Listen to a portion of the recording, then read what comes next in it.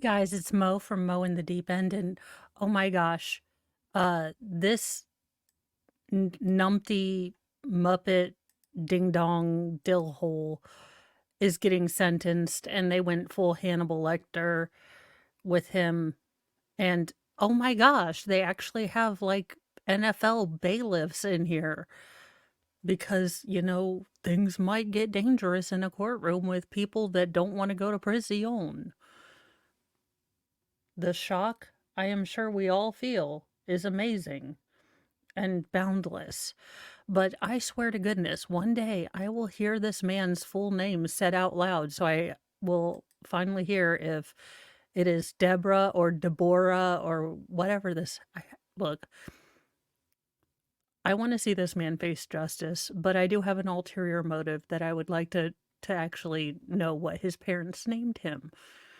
I mean, he'll always be Debbie in my heart, though.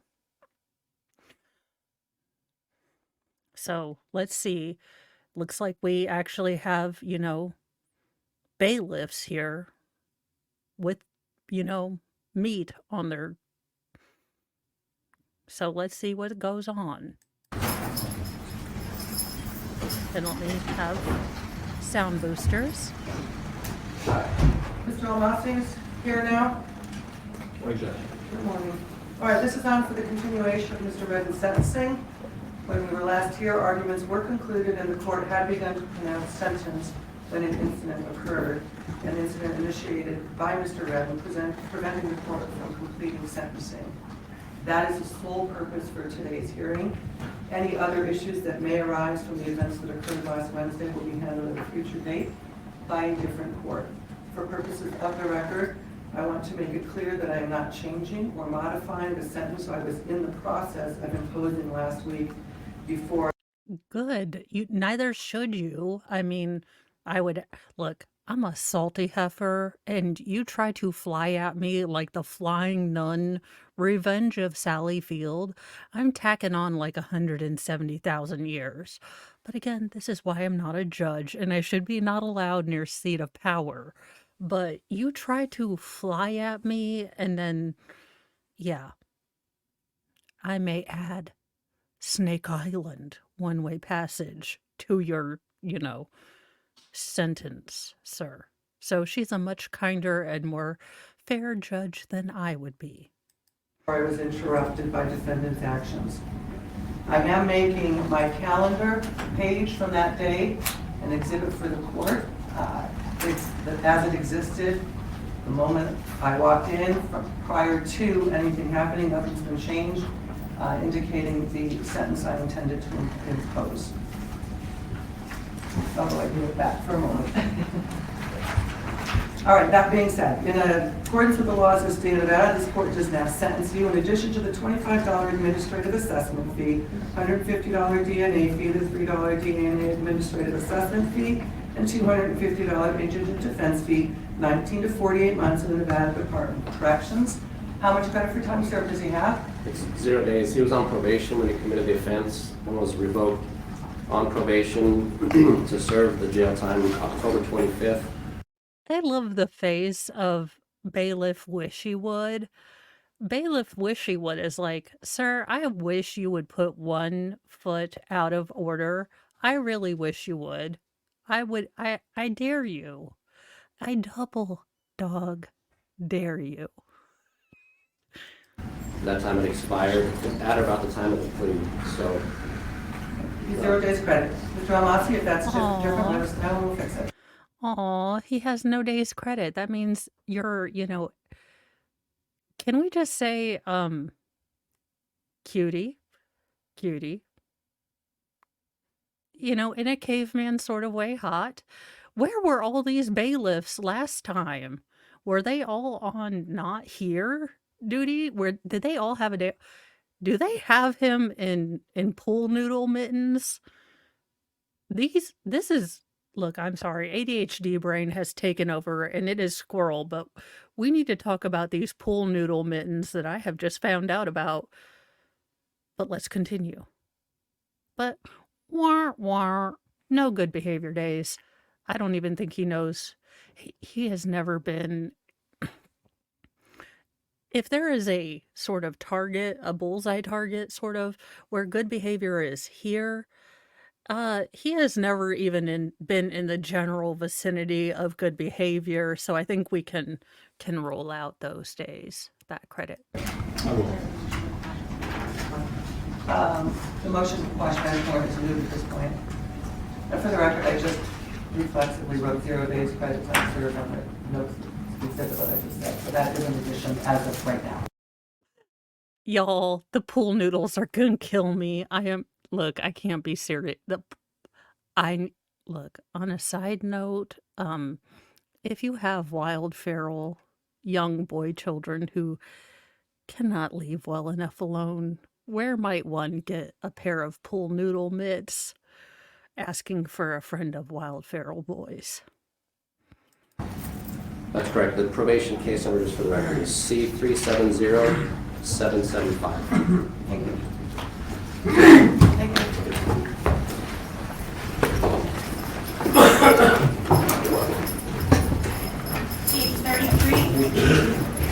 My name is LaDonna Daniels, Ladonna, and Daniels, Daniels. In your relationship. I'm his sister. So can you just tell us, we've only seen the videos, so tell us about he's your half brother, right? No, he's my whole He's your brother. full brother. So tell us about your brother and the brother that we haven't seen. Who is he like? What is he like? And how did he get in this situation? Well, he's basically born with mental illness. He was born with crack cocaine in his system. So his chance in life was taken at birth. Deep inside, he's a good person. He's just not had the opportunity in life to be surrounded. You know what? Okay. Look, I realize that this is his sister and she is going to come at it from this lens, and I get that. But do you know how many people have had rough childhoods and don't fly over and try to attack a judge? Do you know how many people have the most heartbreaking and tragic things happen to them and don't take it out on other people, innocent people that have done nothing wrong to them? I'm sorry, but no. I am so sorry that people are trying to use these mental health issues or, tragic situations in their past to try to excuse making bad choices. Look, he made the choice not to control himself. He behaved like a toddler, and as such, he will be given pool noodle mittens. Surrounded by positive people, meaning his own family. I can see that my brother just felt betrayed at the time when he was pleading and saying that he was in a better place, which is different for us all to be in a better place.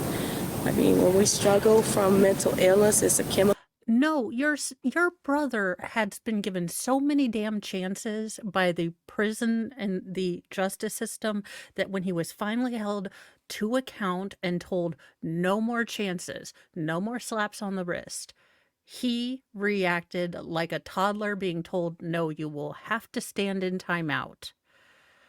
I get that you're coming at it from a different lens, but that's how the rest of the world sees it, who isn't coming at it from a family lens.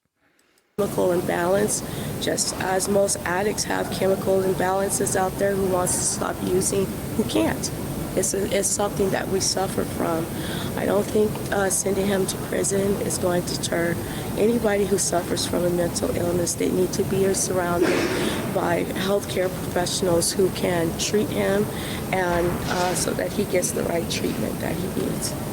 He's been in and out of mental health court, so now he's going to go to prison on this thing. But you were saying to me when we were walking down here, you don't think that that's going to help him in any way? It's not, because the people in prison are trained to, for prisoners. They're not trained for people who suffers from mental illnesses. So Okay, so he made the choice to assault someone because of his mental illness. So that victim should just say, no, it's okay. He just threatened to bust my kneecaps, but he's feeling the big case of the SADS. So no worries.